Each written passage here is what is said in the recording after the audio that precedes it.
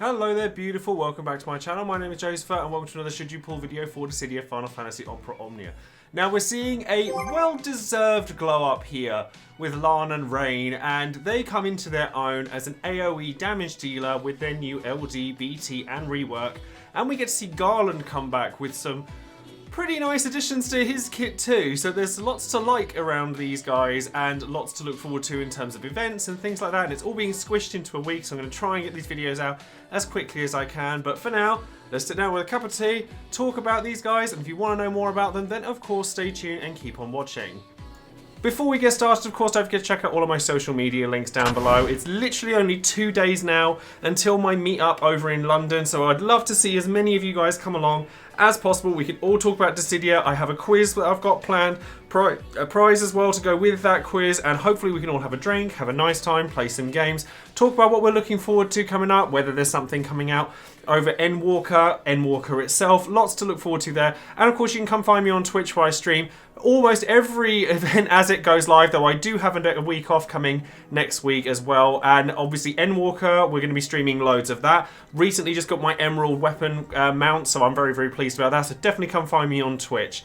Over on Patreon, I do shout out one of my patrons every time I release a new video, and today that person is going to be Flux, who has been a long-time supporter of the channel, who has recently joined up with Patreon, so a massive thank you goes out to you and to all of my other patrons. And as I've said previously, I do have some new plans coming for Patreon that I'm actually really excited for, so stay tuned for that. I'm probably going to try and get those sorted over my week off.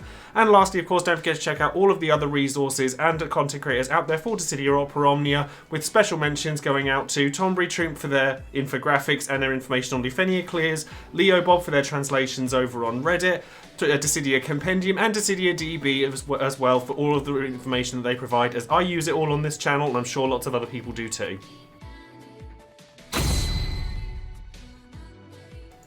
So as always, we're going to start by taking a look at the banners and what's on them, and then we'll take a look and a deeper dive into the new features as to what's going to come with the characters featured on them. So as you can see, we have one banner here that's going to feature Garland, his full kit. So this is like the returning BT banner with the BT Plus, of course. It's also going to contain Rosa LD and then Fran EX as well. Fran C80 is actually one to keep an eye on, because she's going to be getting that. Not necessarily right now, but when she gets her LD, she's definitely one you might want to keep an eye on.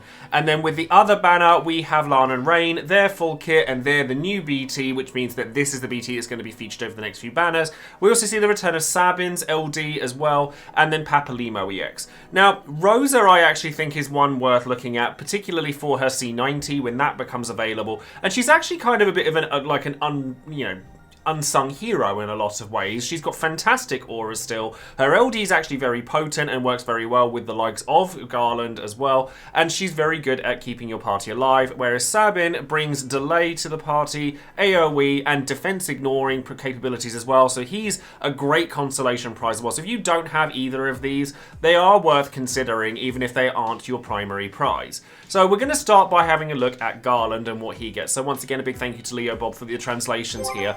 But Garland gets a rework, which is really nice, because we didn't really need one, but obviously for a damage dealer, keeping up with things as they are is really good. So Round Edge now gets increased usage, both of his skills do. So he now gets 8 uses of Round Edge and then 10 uses of Soul of Chaos. And then Round Edge Plus is now going to have multiple HP dumps and deal splash damage to the enemy other than the target you're actually facing. Because previously it was AoE Bravery damage, single target HP. So the fact that he has AoE damage is actually really nice, considering that he is a delay-based character that delays by 1 turn practically everything he does. And now he obviously is able to capitalize on his AoE delaying ability.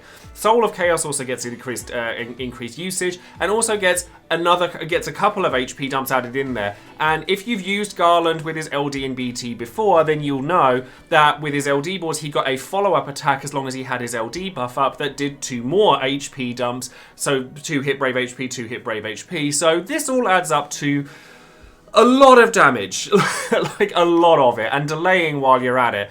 His LD board also gets an update so that his HP increase goes up depending on how many stacks, how many attacks he's done, since he's had his Chains of Time buff up. And honestly, this buff should never fall off from Garland, so you're going to be able to enjoy 30% HP damage up and 40% Brave Overflow limit on everything that he does, so it's going to increase his damage even more.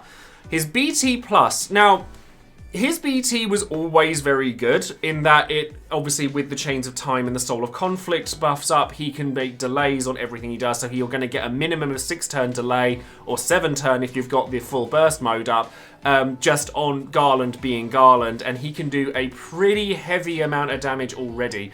And then his effects that he got from his burst effect were actually really strong already, because you got Brave Damage up, damage cap up, like for the party, and they would increase more and more, and a plethora of other effects like attack up, etc., that you get more and more of depending on how many turns it had been since the enemy had got a turn. And if you're using Garland, chances are you're probably not likely to let your opponent get many turns. But now, with 2 out of 3 on the BT+, you get 100%, up to 100% brave damage dealt, and a brave damage limit cap up by 50%, for the party, and that's a lot, like a lot. And for his burst to, like, the effect to last longer as well, and for you to obviously have 2 lots of it, Garland is definitely a strong candidate if you have the spare ingots to use on a BT+.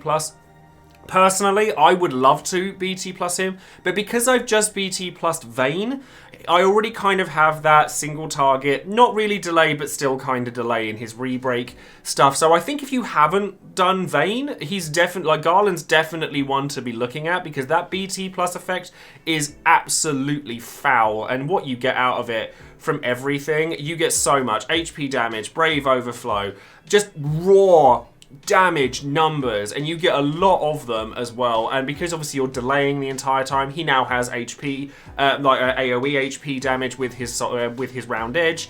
You get free skills off of his LD, you get loads of damage out of him from everything he does because of multi-HP dumps, and then follow-ups with multi-HP dumps. If you got LD cool for like Kate Sith, or you have Setzer in your party, or something like that, you probably don't even need the likes of them, because you're going to be doing a lot of damage with Garland, because he hits really, really hard.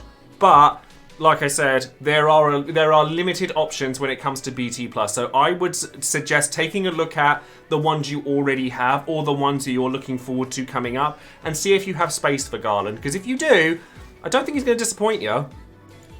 Okay, so now let's talk about Lann and Reynn. Now, Lann and Reynn, if you've not used them before, are AoE damage dealers. Elemental-based, magic attacking AoE damage dealers. And thanks to their rework, LD and BT, they're very good at it.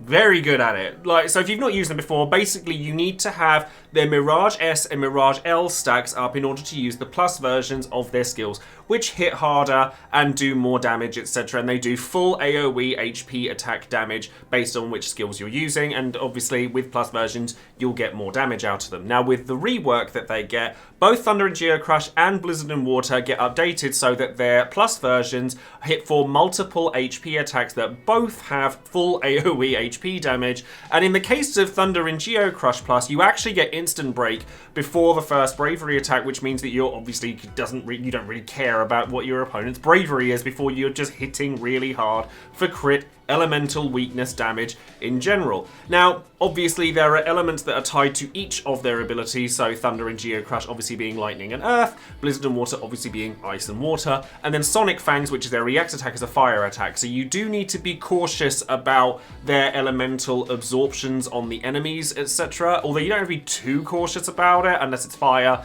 because as long as they don't absorb both of the elements that are associated with the skills here, you're still going to hit for weakness damage. And the reason you're going to hit for weakness damage comes from their EX. Now, their EX does instant break to all enemies, which is fantastic, and we also get stack enchant from this, which is an enchantment for all 5 of the elements that they use, and the enemy gets stack resist down, which is in peril for all 5 of the elements they use. So you don't have to worry too much when it comes to the the elemental absorptions from enemies. Just be aware of them, because if they do resist or absorb more than one of those elements, chances are you're probably not going to want to bring Lann and Reynn along. C65 does set their Mirage S and Mirage L if you run out of them, and if you do run out of them, then typically you want to use Blizzard and Water first, because it applies the Mirage L buff for 1 turn longer than the Mirage S one does. So you want to do them in that order so that you're capitalizing on as much of those buffs as possible, and therefore able to use the plus versions of their skills as often as frequently as you can as well. Sonic Fangs does extend the duration of their Mirage S and Mirage L abilities as well, and they start with them for 4 turns because you come in with them with the EX+, but it's something to be aware of in case you do run out of those buffs, because they really need them in order to be able to really hit really hard. Their EX also is probably the weakest attack that they have, and that's only because it's a single HP dump, but you're still going to hit really hard with this, and this is going to come off of their LD and their BT effects. So Mega Flare is going to be a 3 HP dump AoE full HP damage attack that grants Mirage S and L, so it gives them back their buff if you want another way of getting back into that. And it hits really, really hard. That's all I can really say to it. If there are at least 2 enemies, and this is going to really come down to where Lann and Reynn shine and where they don't, you really need there to be multiple enemies in order for Lann and Reynn to realistically do anything. You're not going to be bringing these guys to a single target fight. 2 or more enemies though, and you're good to go. If there are at least 2 enemies, you actually get this twice. Now, even just using Square Enix's preview video for Lann and Reynn BT, which only had Rosa as the support character for it, this was hitting for $1 million+ damage per target.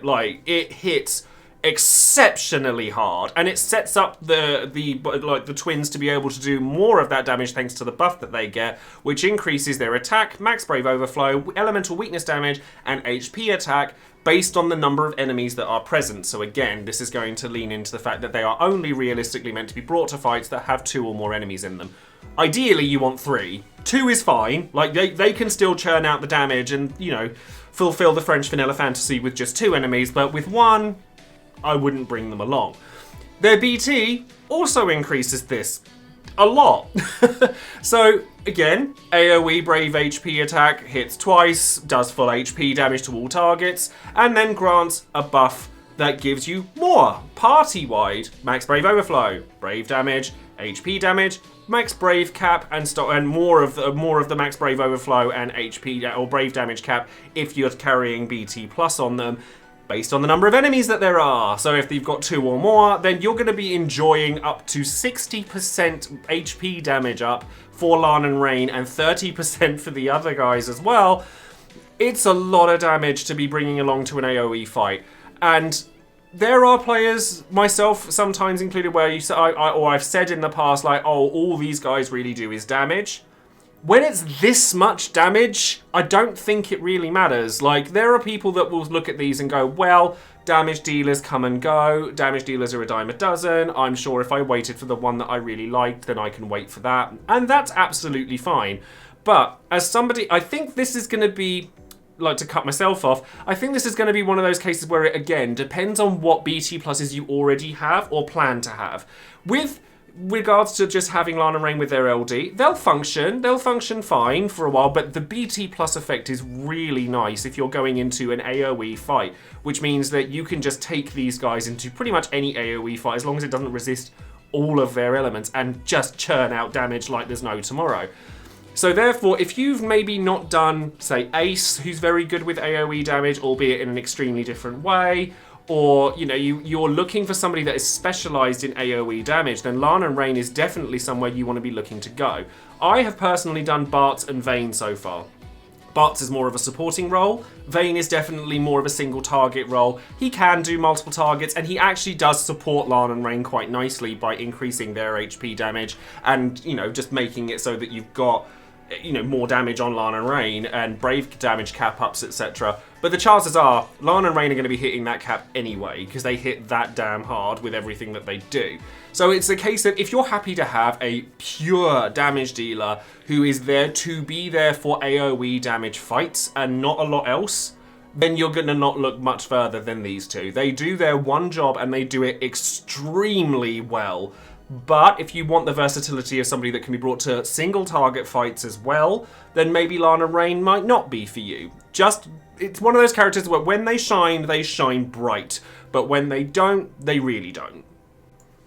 Cause-wise, it's pretty much more of the same story when it comes to Lann and Reynn. If you just want damage for AoE fights for like 3 enemies, then you could bring these guys along for their cool abilities, but chances are, if you've got 3 enemies, you're probably just going to use them in your party because they're that good at what they do that they're just going to be better off in your party than outside of it, unless there's a reason why you couldn't bring them. But getting Mega Flare and the fact that it does trigger twice, deals a lot of damage, inflicts the Omni Elemental 5 Elemental in peril, as well as giving you Elemental Weakness damage up, it could be useful.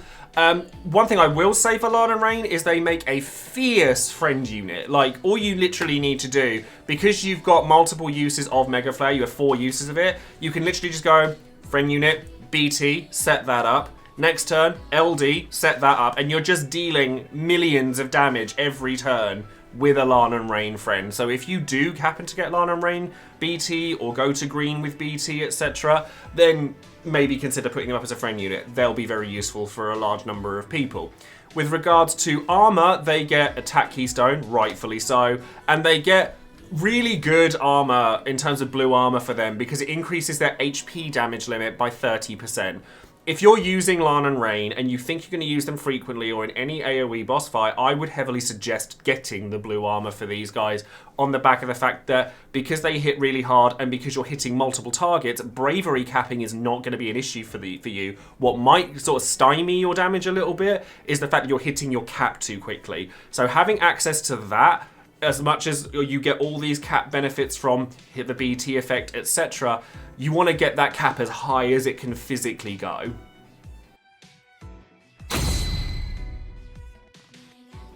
So now let's talk about the event that comes along with them, and it's another Heretic mission that this time is going to feature the Lamia Queen, which we've fought many, many times before, and the Lamia Queen will summon 2 mannequins, one for Penelo and one for Warrior of Light.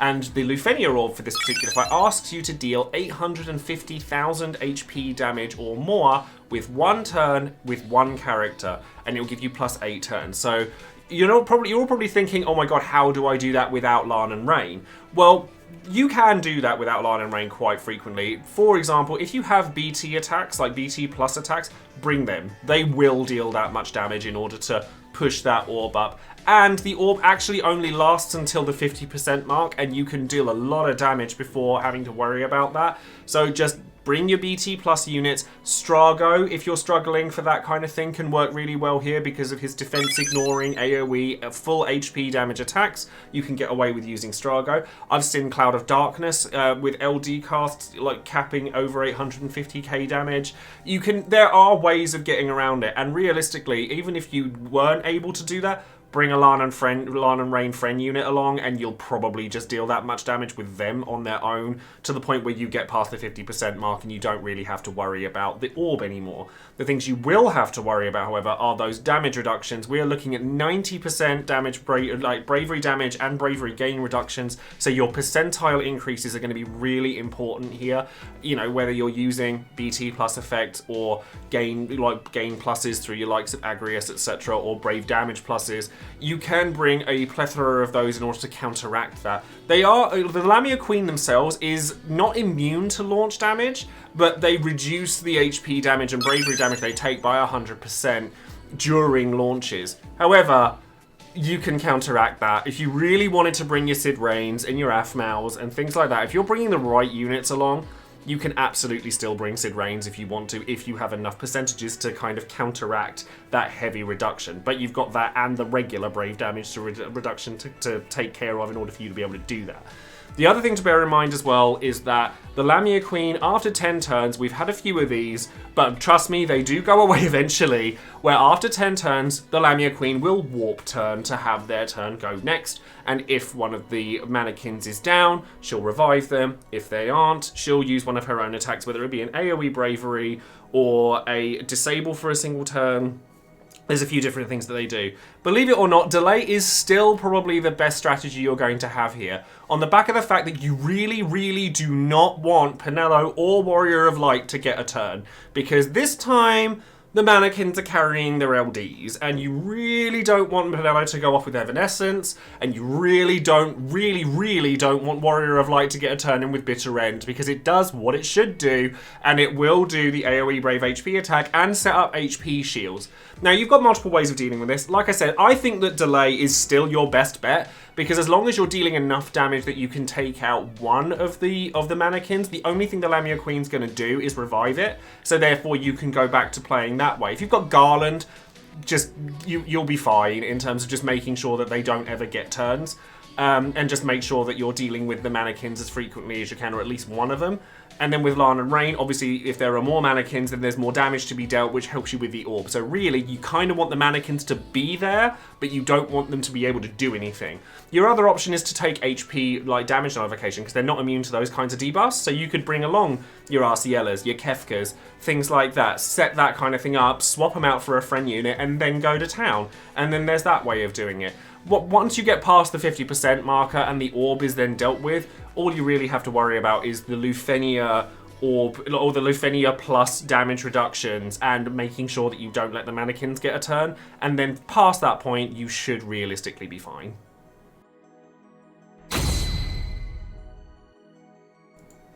So now we come to the should you pull section of the video. Now the should you pull section of this video is going to be based, in my opinion, entirely on what you already have, because the key words in this particular sort of batch, and to be honest with most batches, is role coverage. Now, Lann and Reynn are fantastic at what they do, which is AoE damage. I've said it multiple times because realistically, that is the one thing they do, but they do it very, very well. In fact, when you've got 3 enemies that are consistently there, then there's probably no one you'd rather have than these 2. But there is also the aspect that they are not very strong in single target fights, and then you might have other BT based characters that are better for it. So, like I said, I can use my own example here in the fact that I have Vayne and Bart as my current BT plus units. I would like to get Lann and Reynn because I would bring Lann and Reynn to places where I wouldn't bring Vayne. There are such situations where I could use both of them, but largely they fulfill very different roles, and therefore it's a case of coverage when it comes to having a damage dealer for any given situation.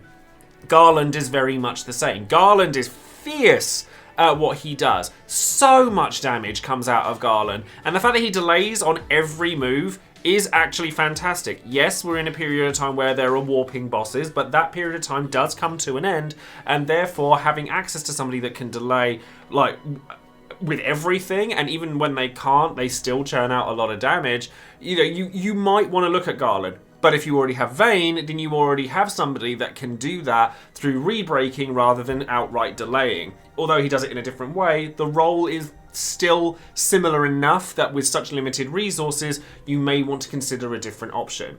Rosa and Sabin are both really nice to have. I've used Rosa and I've used Sabin in the past to great effect, but I would consider them consolation prizes. There are characters like Oren, maybe Jecht, you know, Lena. There's characters coming up in the nearer future and we don't even know what's going on past November 19th and what's going on with this, you know, brought forward community stream. There might be something coming out of that. I think that what I would suggest for a lot of people, and this is what my current plan is I plan to use some tickets on Lann and Reynn to try and get the LD, but I'm not going to use a huge number of them because the events are so squished together. I can go for Oren and Garnet. Like, I'm a big fan of Garnet, and I know I'm going to go in for Oren. If I get the BT, then I'm going to come back and probably spend some more to try and get the LD. Obviously, if I get the LD early, then fantastic. But largely, Lann and Reynn are a BT plus unit I would like to have based on the amount of coverage it gives my current roster. So I think that what I would like other people to do is to analyze their own rosters and what they think would be brought best to the table, and therefore go from that.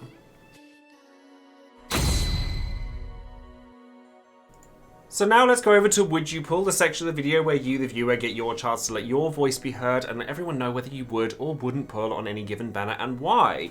So I've actually gone about this a little bit differently. Like, you've noticed that I've started adding multiple polls for each banner as they come up if they involve different BT units. With Garland's one, there's not going to be much of a surprise here because 91% of people said no, and 9% of people said we're going to use less than 100 tickets. I can tell you why that might be the case, and honestly, the next time that one of these comes up, I'm probably going to put a 5th option into these polls, because largely, most people who wanted Garland already have Garland. Myself being a big part, like some big purveyor of Garland. I really enjoy Garland's kit, and a lot of people feel the same way. And then with Lann and Reynn, 44% said yes, gems, 44% yes please, 100 tickets, 6% said less than 100 tickets, 6% said no. So there's a lot of people that really, really want Lann and Reynn, and I honestly am one of them, but I am happy to spread my spend on them over the course of time. Like, it's probably going to be like 100 tickets, try and get the LD on release, see what happens, and then see how Garnet and Oren go, possibly even wait until the community stream. There should be that like one day left like while that community stream is going where we still have the banner up, so I may even wait that long. We'll just have to wait and see, but because I would really like them, but ultimately we can live without them. And then lastly, I did actually put an option here for Would You Green, which is a new part of Would You Pull here. And I've only put the 2 options here, Lann and Reynn and for Garland. So a big thank you as always to my patrons for their votes and their comments. And it's really lovely to get a general consensus on what everybody thinks rather than just myself. And I've forced an option between Lann and Reynn and Garland, but I think next time what I will do is I'll put a choice for neither as well. But 45% of people said Lann and Reynn, and 55% of people said Garland. So people are actually leaning more towards Garland than Lann and Reynn. And going into some of the comments, Spickle says, surprising even myself, I selected no to both, choosing to green Garland. This is largely because I have Garland BT already and he's served me well. While I cannot deny what a boon the twins would be to have, I feel I can make do without. And to be frank, I want Garland and Oren too, so must save somewhere in this resource depleting month. Well, half month.